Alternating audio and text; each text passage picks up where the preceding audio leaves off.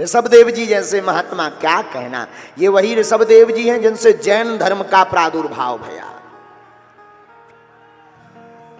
ऋषभदेव जी महाराज से जैन धर्म हुआ। श्री ऋषभदेव जी महाराज परमहंस की गति पर पहुंच गए। अपने बड़े पुत्र भरत को राजपाट दिया। ये वही भरत जिनके नाम से हमारे देश का नाम भारत पड़ा।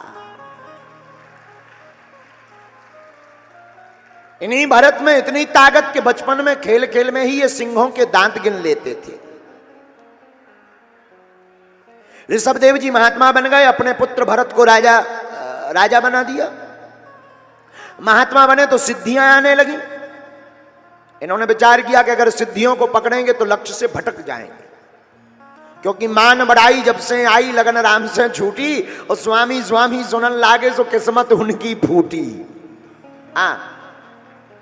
जिस व्यक्ति की मान बढ़ाई आती है वो फिर उसी में फंस जाता। हमारे गुरुजी बहुत ऊंची बात कहते थे, आप लोगों के ज्ञान की बात है। जितना नाम बढ़े, जितना पद बढ़े, जितना पैसा बढ़े, उतना ज्यादा भजन बढ़ा देना चाहिए। अभिमान नहीं आएगा, विनाश नहीं होगा।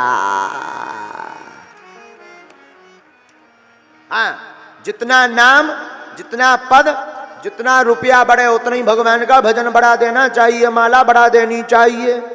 अभिमान नहीं आएगा, नहीं तो जल्दी स्वाहा।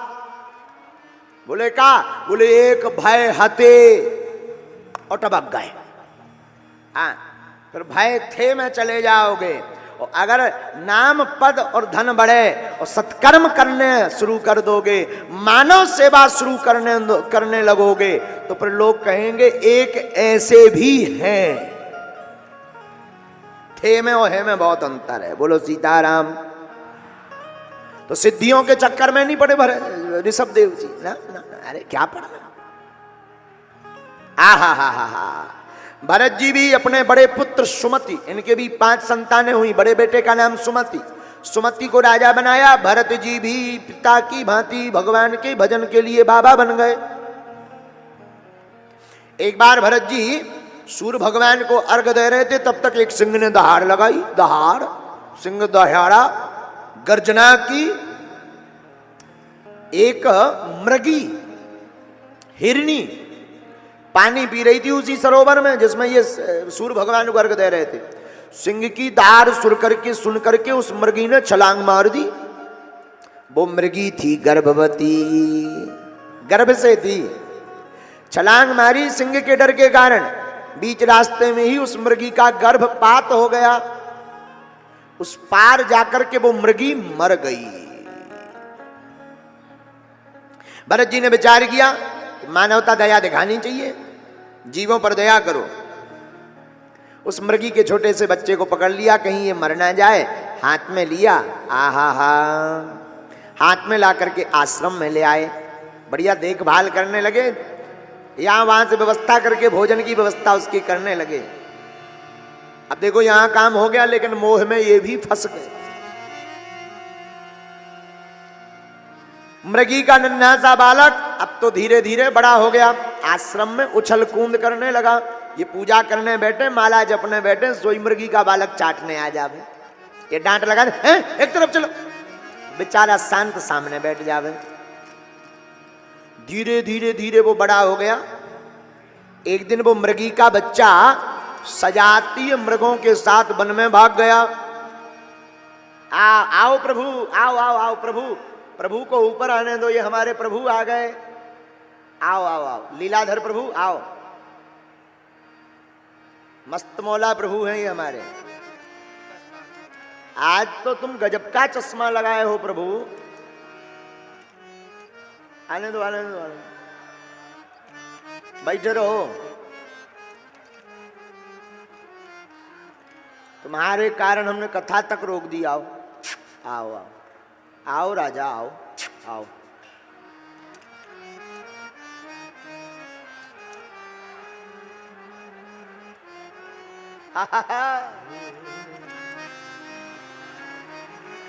प्रभु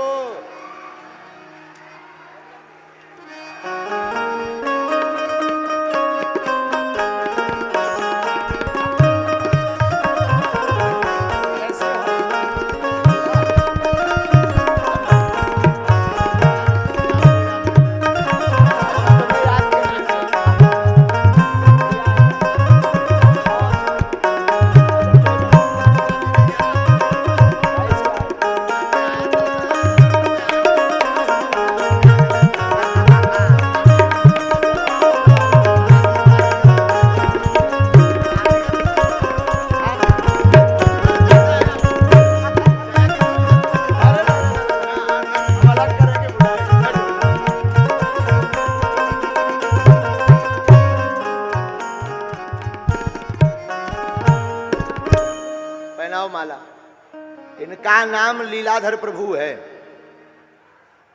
और ये हमेशा ऐसे ही दिव्य श्रृंगार में रहते हैं।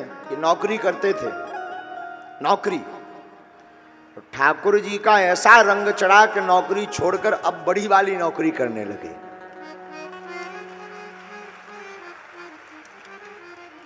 और ऐसे ही ये दिव्य श्रृंगार कर, देखो क्या गजब का चश्मा वस्मा लगाए। नौकरी में ये ठाट बाट थोड़ी होते। और प्रभु एक बात और है, बागेश्वर धाम की कथा सिर्फ तुम्हारे लिए रुकती है, बाकी नौकरी वालों के लिए नहीं रुकती है। ओ, ये गजब के लीलाधर प्रभु। मेरे गुरुवर तेरी नौकरी सबसे बढ़िया है, सबसे खरी। ओ मेरे गुरुवर तेरी नौकरी सबसे बढ़िया है, सबसे खरी। मेरी तनख्वाह भी कुछ कम नहीं, कुछ मिले ना मिले कम नहीं। मेरी तनख्वाह भी कुछ कम नहीं, कुछ कम नहीं। मेरी तनख्वाह भी कुछ कम नहीं, कुछ मिले ना मिले कम नहीं। ऐसी होगी नहीं दूसरी गुरुदेव, ऐसी होगी नहीं दूसरी। क्या? सबसे बढ़िया है, सबसे खरी। ओ मेरे गुरुवर तेरी नौकरी सबसे बढ़िया है, सबसे खरी। तो भरत जी उस मृगी के बच्चे को उठाकर ले आए आश्रम में। एक दिन वो बड़ा होकर सजातीय मृगों के साथ भाग गया। पूरे वन में भरत जी ढूंढते रहे, नहीं मिला। जब नहीं मिला, उस मृगी के शावक के वियोग में ही प्राण त्याग दिए। तो दूसरा जन्म किसका हुआ? बोले दूसरे जन्म में ये भी मृग बने। अंते यामति सागति। आप जिसका चिंतन करते करते मरोगे, आपका दूसरा जन्म भी वही होगा। लेकिन दूसरे जन्म में ध्यान रहा, इसलिए फंसे नहीं। तो जल्दी ही दूसरा जन्म पूरा हो गया। तीसरा जन्म एक ब्राह्मण के घर पे मिला, ब्राह्मण बने। बचपन से ही उल्टे। तो पिताजी ने नाम रख दिया जड़ भरत। क्या नाम रखा? जड़ भरत। आहा। पिताजी कहे बेटा सत्यनारायण बांचो, तो ये जानते तो सीधी थे, बांच उल्टी दे देते। पिताजी कहे गायत्री मंत्र पढ़ो, पढ़ते तो जानते तो सीधा थे, पर पढ़ उल्टा दे देते। इसलिए पिताजी ने नाम ही रख दिया बड़ा जड़ है, जा तेरा नाम जड़ भरत है। बोले क्यों? बोले अगर सत्यनारायण में बसेंगे तो कल रामायण कहेंगे। लो पिताजी के रामायण पढ़ो, रामायण पढ़ ली तो पिताजी कहेंगे बेटा भागवत बांचो, भागवत बांचेंगे तो पिताजी कहेंगे ब्याह कर लो। आफत हो जाएगी, माया में फंस जाएंगे। इसलिए न रहे बीन न बजे बांसुरी, बोलो सीताराम। पढ़ाई नहीं। 4 भाइयों में सबसे छोटे जड़ भरत जी। पिताजी तो चले गए जल्दी। अब भाभियां इनसे बड़ी नाराज, क्योंकि काम के ना धाम के दुश्मन अनाज के। करते धरते कुछ नहीं, दिन भर पाते हैं और सीताराम भजन करते हैं। भाभियां इतनी हैरान। भाभियां अपने पतियों को बढ़िया रोज बादाम का हलवा, गाजर का हलवा, घी डालकर, थोड़ा खोवा मावा मीठा डालकर खवाती। फिर भी उन भाभियों के पति एकदम 1.5 हड्डी से सूखी न करिया। और इनको सूखी रोटी देती हैं, कुछ नहीं ठीक ठाक देती, फिर भी ये 2.5-3 क्विंटल के। एक दिन भाइयों ने कहा कुछ करते धरते नहीं, कम से कम खेती रखाओ, कम से कम खेत तो देखो। आहा हा। अब खेत लगाने के लिए जड़ भरत जी गए, जो आज्ञा भाइयों की बात मानकर। तो खेत में जाकर बैठ गए, झोपड़ी बना दी और खेत में जाकर विराजमान भये। बगल वाला एक किसान गाय माता को लठ से पीट रहा था, भगा रहा था। उसके खेत में गाय आ गई थी, तो इन्होंने कहा क्या हुआ भैया, हमारे खेत में गाय आ गई, हम भगा रहे हैं महाराज जी। अच्छा भगाओ मत, हमारे खेत में भेज दो। आए थे रखवाली को पूरी गौ माता का निमंत्रण कर दिया। 8-10 हजार गौ माता खेत में 2.5-3 घंटा में साफ खेती स्वाहा। और जड़ भरत जी इतने परमहंस, राम की गैया राम का खेत, खाओ गैया भर भर पेट, राम की गैया राम का खेत, खाओ गैया भर भर पेट, राम की गैया राम का खेत, खाओ गैया भर भर पेट, राम की गैया राम का खेत, खाओ गैया भर भर पेट। पूरी गौ माता को, आओ गौ माता आप भी राम के राम का खेत। एक रात में ही पूरी महाभारत सी हो गई। आप पूरी महाभारत। सुबह भाई जब भाई देखने आए कि चलो खेती रखी होगी, रखवाली ठीक होगी, भाई बैठा है। जब सुबह उनके भाई वापस आए तो 400-500 गैया बीच में बैठी रहे, मस्त आनंद से बढ़िया पागुर लेती हुई। ये क्या है भैया? कुछ नहीं, गौ माता हैं जिनके पीछे गोपाल भागे। अरे गोपाल तो ठीक है, जो बताओ भाई खेती बर्बाद क्यों करवा दी? भैया हमने नहीं की, गाय माता का 1-1.5 घंटा के लिए निमंत्रण कर दिया था। इतने नाराज भय भाई कि तुम किसी काम ही के नहीं हो, भगो यहां से। जड़ भरत जी बोले और बढ़िया रहा, अब कम से कम कोई नाता रिश्ता तो नहीं है, सोई घर छोड़कर चले गए। देखो ये दुनिया तब तक आपको अपना मानेगी जब तक तुम किसी काम आते रहोगे। जब समझ जाएगी कि किसी काम के नहीं हो तो ये टिकट कटा करके भगा देगी। आगल पागल लड़का के लिए माताजी थोड़ा जरूर चिंता करती हैं कि कहाँ गया, आया नहीं, बाकी और नहीं करते हैं। भग गया तो ठीक है, एक आफत भी मूड से गई। बोलो सीताराम। बन जाते हैं लाखों रिश्ते जब पैसा पास होता है, टूट जाता वो रिश्ता गरीबी में जो सबसे खास होता है। आहा, अब तो परम विवेकी श्री जड़ भरत जी महाराज पैदल चलने लगे मस्त। मुझे मेरी मस्ती कहाँ लेके आई, मुझे मेरी मस्ती प्रभु जी कहाँ लेके आई, जहाँ मेरे अपने सिवा कुछ नहीं है, जहाँ मेरे अपने सिवा कुछ नहीं है, मुझे मेरी मस्ती वहाँ लेके आई, मुझे मेरी मस्ती वहाँ लेके आई। जड़ भरत जी महाराज मस्ती में मस्त। उसी समय एक चोरों के सरदार के कोई संतान नहीं हो रही थी, तो उसने काली माता को मन्नत की कि अगर संतान होगी तो हम एक मानव की बलि चढ़ाएंगे। भगवान की कृपा से पुत्र हो गया। अब मानव की बलि किसकी चढ़ावे? तो चोरों को कहा जो पागल आगल मिले उसी को पकड़ लाओ। तो और तो कोई मिला नहीं, जड़ भरत जी ही फंस गए राउंड में। और दुनिया वालों को प्रभु का प्रेमी पागल ही नजर आता है। हाँ, दुनिया वाले जो होते हैं, अच्छा, लेकिन जो प्रभु के प्रेमी होते हैं उन्हें दुनिया पागल नजर आती है। हाँ, हम कहिए ये देखो कितना अद्भुत संयोग है। हाँ, हम एक बार मुंबई गए, तो एक मुंबई में एक बहुत अमीर आदमी, हमारे शिष्य हैं, बहुत अमीर आदमी, बोले गुरु जी आइए। हमने कहा ठीक है आएंगे। पहुंचे, बढ़िया उन्होंने स्वागत किया, आइए आइए बैठिए। हम बैठे और उन्होंने हमें पता नहीं प्रयोजन इसलिए बुलाया था, बाद में समझ में आया प्रयोजन। उनकी एक बच्ची थी, पहले वो फिल्मों में काम करती रही, बाद में उसको ऐसा रंग भगवान की कथा का चढ़ा के सब छोड़ छाड़ के दिन रात हरे कृष्णा कृष्णा कृष्णा हरे हरे।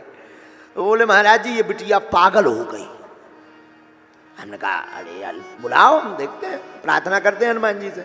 हमने अपना बाई में सिस्टम मिलाया और उसमें लिख करके आया कि ये तो कोई पागल नहीं है। और जब उन्होंने कहा कि ये पागल हो गई तो वो बिटिया बोले गुरुजी क्षमा करना, आप हमारे गुरुदेव हैं, ये घर वाले हमारे पागल हो गए। आओ ये उसके वक्तव्य थे।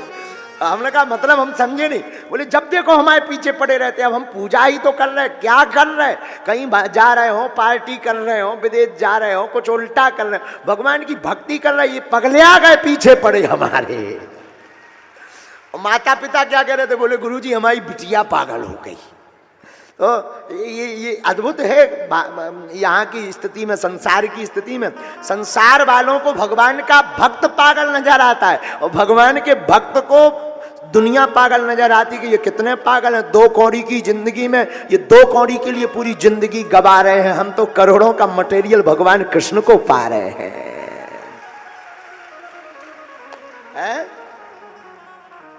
भक्त ऐसे होते हैं।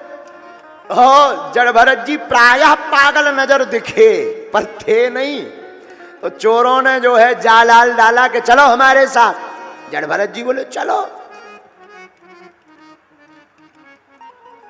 लिबा गए, बढ़िया चकाचक रबड़ी मालपुआ खवाया। तो जड़ भरत जी ने कहा कि बड़ा स्वागत हो रहा है, आज तक नहीं हुआ, घर में नहीं हुआ इतना तो स्वागत। और एक बात बड़ी वैदुष्य पूर्वक हम आपको निवेदन करें, भगवान के 2 मुख हैं। कितने मुख हैं? 2। कौन कौन? एक अग्नि मुख, दूसरा ब्राह्मण मुख। अग्नि मुख में होता है स्वाहा, ब्राह्मण मुख में होता है आहा। तो जब घी से लपलपाता हुआ बढ़िया चकाचक मालपुआ ब्राह्मण के मुख से होते हुए पेट में जाता है, और जब ब्राह्मण अपने उदर पर हाथ फेर कर कहते हैं आहा, तो किसी ने भगवान से पूछा कि आपको कौन सा मुख प्रिय है, स्वाहा की आहा? भगवान ने बोले जो आनंद आहा में है वो उतना स्वाहा में नहीं है। हाँ, ये हम नहीं कह रहे हैं, वेद कह रहा है। श्लोक पढ़िएगा, ब्राह्मणोस मुखमासीद बाहु राजन्य कृता ऊरु तदुद्वैस्या पदाभ्याग शूद्रो अजायता। वेद का मंत्र है। भगवान कहते हमारा एक मुख ब्राह्मण है और एक मुख अग्नि मुख है। तो जब जड़ भरत जी को चकाचक घी से लपलपाता हुआ मालपुआ पवाया, तो जड़ भरत जी बोले आहा। तो फिर धीरे से चोर बोले कुछ देर में होगा स्वाहा, क्योंकि बलि चढ़नी है तुम्हारी। बोले इसीलिए मालपुआ खवा रहे? तो बोले क्या फ्री में खवा रहे? जैसे मालपुआ तुम लपालप 20-25 सटका गए, वैसे ही गला कटना है। जड़ भरत जी ने विचार किया, चूंकि जड़ भरत जी ब्रह्मज्ञानी, नैनम छिंदति शस्त्राणि नैनम दहति पावका न चैनम कलेद्यन्त्यापो न सोख्यति मारुतः। आत्मा को न कोई काट सकता, न मार सकता, न जला सकता, न कोई बहा सकता। माया मरी न मन मरा, मर मर जाए शरीर, आशा तृष्णा ना मरी, कह गए दास कवि।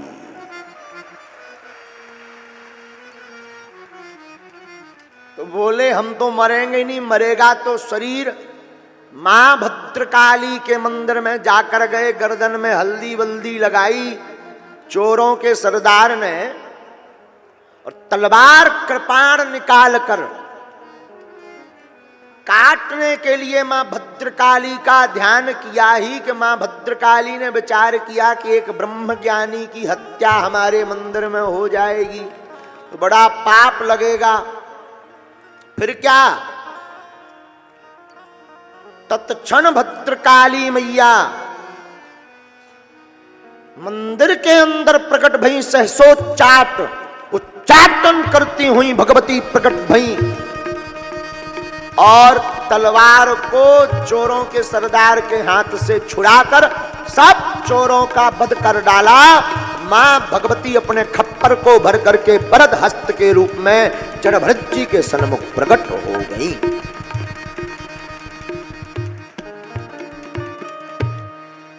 कहिए कैसे हैं? जड़भरत जी कहे मां कुपुत्रो जायते, आपकी कृपा है।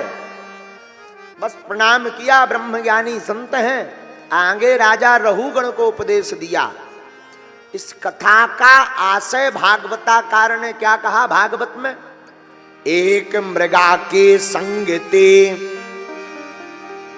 भरत धरी मृग दे, तुलसी उनकी कौन गति, जो घर घर करत सने। हैं कितनी